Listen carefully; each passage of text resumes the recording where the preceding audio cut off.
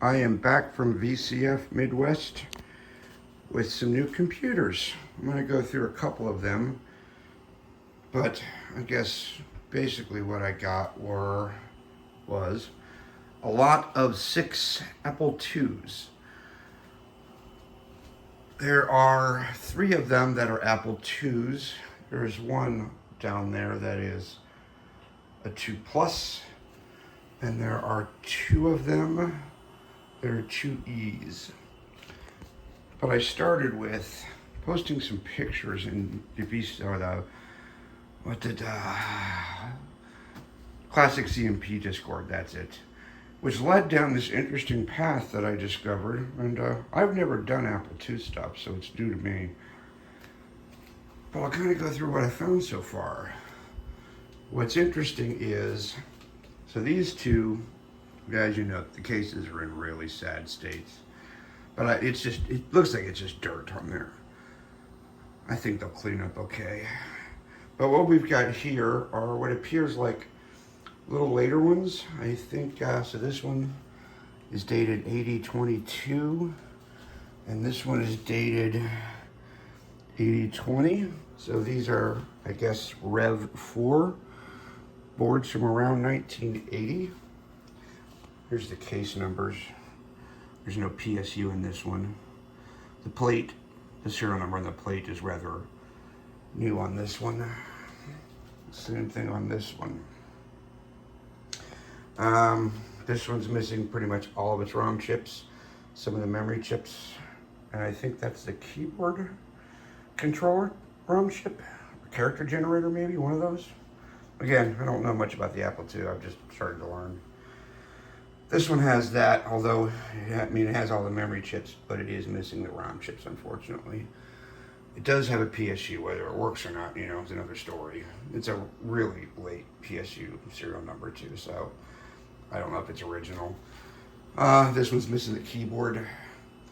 This one does have it. So what I'm thinking is I'm going to take 8022 and use this Rev 4 as the donor keyboard for this one, because it has a PSU, and that'll leave me with, a machine that I'll just sell the motherboard, maybe sell it with the case. I don't know, without a keyboard, but I think that's the plan for these two.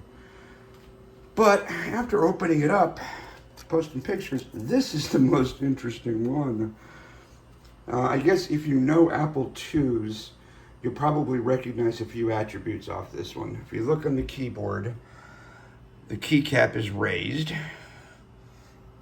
And over here on the board, we've got the full prototype area.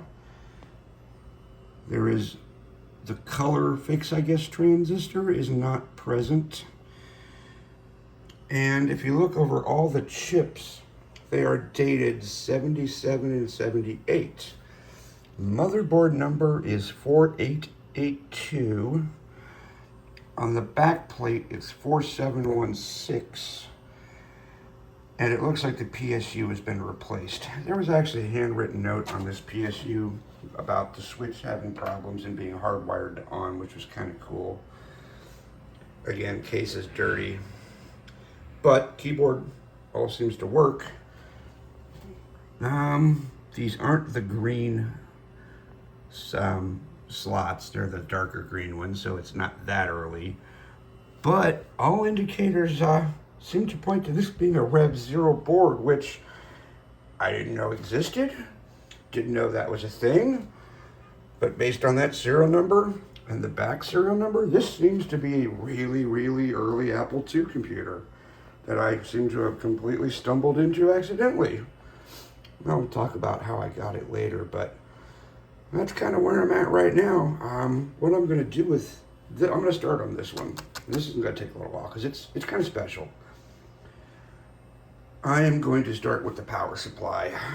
Take it apart, visually inspect it, put it on the bench, see what the power rails put out, and we'll go from there. And if that checks out good, I will start with taking all these chips off, deoxide everything, put them back on, and I will just clean the case up with some warm soapy water to at least get it to a point where it's not so icky.